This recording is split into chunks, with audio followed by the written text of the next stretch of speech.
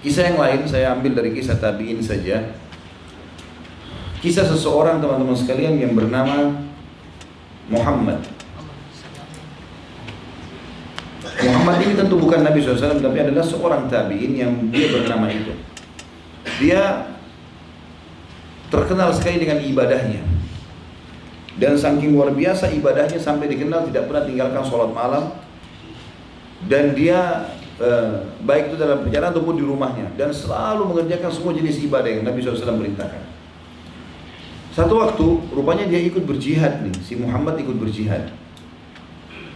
Ada di dalam pasukan satu orang penduduk satu kota sama dia yang kenal, dia namanya Abdullah, tapi mereka tidak saling tahu kalau mereka ini di satu pasukan. Abdullah menceritakan, kata Abdullah begini, waktu kami sangat letih di satu malam dan besok pagi kami akan bertemu dengan musuh, maka pimpinan kami mengatakan istirahatlah. Maka kami pun istirahat. Waktu kami lagi istirahat, lagi mengikat tali gengangan kuda kami, lagi menurunkan pelanahnya, lagi memberikan makan dan minum kuda itu, tiba-tiba mata saya melihat ke arah satu orang, Muhammad, ternyata ada, yang terkenal ahli ibadah Irak nih, gitu kan. Maka dia bilang, Abdullah bilang, saya bilang dalam diri saya penasaran, saya ingin buktikan sekarang apa yang orang bilang. Dalam kondisi capek seperti ini, benar nggak dia selalu sholat malam walaupun capek, gitu, keadaannya. Maka dia bilang, saya memata-matai dari jauh, melihat dari jauh. Muhammad dan yang lainnya menurunkan pelana kudanya segala macam, dan waktu itu orang semua pada berebah di sebelah kudanya tidur, saking capeknya. Saya melihat, kata Abdullah, Muhammad pun tidur. Lalu saya bertanya dengan diri saya, mana yang orang-orang cerita ini? Katanya dia nggak pernah tinggalin sholat malam, bahkan dia dikenal walaupun tempat itu gelap di hutan, itu seperti karpet yang mewah, bagi dia nggak berpengaruh tempat itu. Maka dia bilang, tidur sekarang, tapi coba deh, saya mau tunggu. Kata betul, subhanallah, beberapa waktu setelah orang semua lelap tidur, si Abdullah ini hilang capeknya karena dia penasaran mau tahu ibadahnya si Muhammad ini.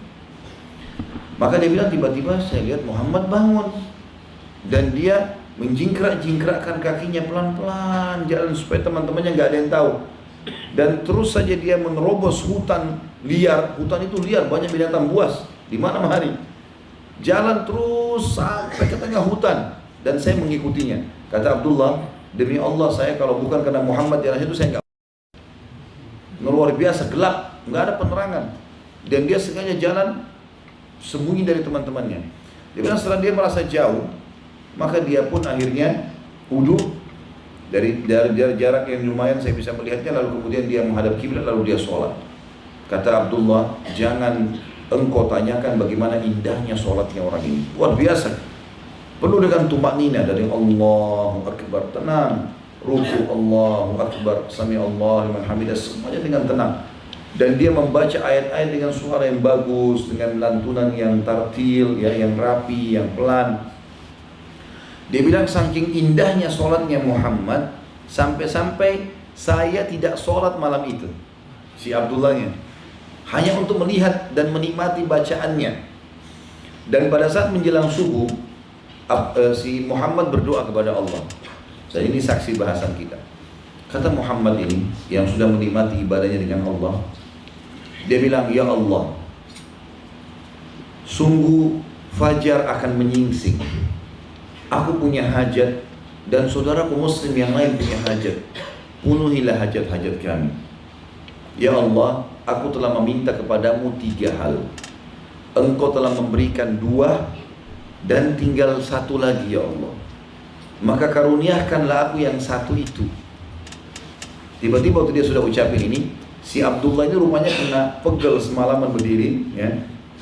Dia sempat injak daun-daun kering, mengeluarkan suara. Si Muhammad sadar nih kalau supaya ada orang di dekatnya. Maka dia pun berhenti berdoa. Lalu dia mengatakan, keluarlah wahai hamba Allah, apa kau memata-matai saya dari semalam? Maka Abdullah pun keluar, lalu dia mengatakan, iya, memang saya memata-matai dari semalam, gitu kan. Kata Muhammad, ya permintaannya ya, ini di tengah hutan cuma berdua. Apa kata Muhammad?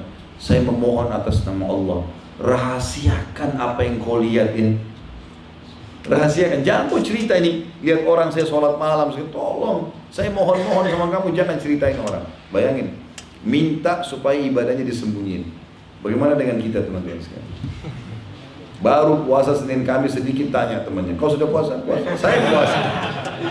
Nggak ada yang nanya. Gitu. Sholat malam nggak? Saya sholat malam. Riaknya luar biasa gitu. Ini dia mohon sama temannya yang lihat. Saya minta, jangan kau cerita orang, rahasiakan tolong. Kata Abdullah, ini dialog di tengah hutan dua orang soleh yang beriman. Jadi kata Abdullah, baiklah, saya tidak akan cerita selama kau hidup. Kalau kau mati duluan dari saya punya hak ceritain. Tapi ada syaratnya. Kata si Muhammad, apa syaratnya? Kau harus ceritain kepada saya doamu yang 3 itu kepada Allah. Tadi kan kau bilang sama Allah, ya Allah saya minta kepadamu 3 hal, 2 sudah kau kasih, 1 belum. Apa kata Muhammad? Sudahlah, itu ibadah saya sama Allah, jangan dikorek-korek. Kamu berdoa aja sama Allah. Enggak, kata Abdullah, demi Allah, kalau kau enggak ceritain doamu itu, saya akan sampaikan ke orang-orang. Jadi pembicaraan yang luar biasa masalah keimanan, antara ceritain atau tidak ceritain ibadah, gitu kan. Karena si Abdullah bersumpah, demi Allah kalau kau enggak ceritain doamu itu saya akan beberkan nih. Karena sumpah itu, maka Muhammad bilang baiklah, diceritain sama dia. Kalau yang pertama, saya minta kepada Allah, dan ini doa mulia teman-teman, sampaikan kepada Allah SWT, ini baik sekali.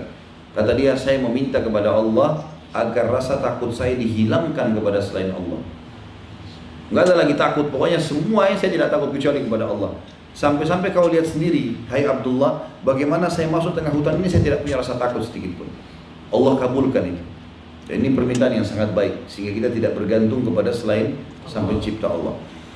Yang kedua, dia bilang, saya minta kepada Allah agar syahwat saya dihilangkan kepada selain pasangan halal saya. Kalau bukan istri hilang, saya nggak punya syahwat. Dia bilang sampai-sampai ini Allah kabulkan, sampai-sampai saya melihat wanita asing selain istri saya, itu seperti tidak ada bedanya dia dengan tembok. Bagaimanapun cantiknya sudah nggak ada nilainya. Kalau istri ada syahwat dan Allah kabulkan. Kata Abdullah, terus yang ketiga yang belum Allah kasih apa? Kena penasaran, dia mau tahu.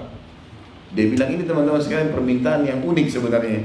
Tetapi begitulah hamba Allah, dia kalau sudah dekat sama Allah, Allah gerakkan hatinya minta hal-hal mungkin tidak semua orang berpikir ya. Dia bilang saya minta kepada Allah agar ngantuk saya dihilangkan, supaya saya semalam suntuk ibadah terus. Tapi ini Allah belum kabulkan, karena kadang-kadang saya masih ngantuk. Dia maunya malam gak tidur sama sekali, siang beraktivitas, hilang semuanya itu, minta khusus gitu. Dan ini yang belum Allah kabulkan. Kita lihat teman-teman sekalian, bagaimana hubungan hamba-hamba Allah ini dengan Allah Subhanahu wa Ta'ala, luar biasa. Dan semestinya kita menjadi orang seperti ini. Berbahagia orang yang berhubungan dengan Sang Pencipta langsung. Kalau ada seseorang teman-teman sekalian yang mungkin punya kedudukan, punya harta, punya apalah ya, kedudukan, dia diberikan atau dia siap datang kepada kita mengatakan, saya mau memenuhi apa saja kebutuhan kamu, bilang saja saya akan penuhi. Telepon saya setiap saat, ini nomor HP saya. Bagaimana bahagianya kita? Kita butuh duit, tinggal telepon dia. Kita butuh perlindungan, tinggal telepon dia. Itu manusia teman-teman, dia punya batas, dia punya ajal, bisa meninggal. Allah Subhanahu wa Ta'ala hadir selalu bersama kita. Kenapa kita tidak minta kepadanya langsung?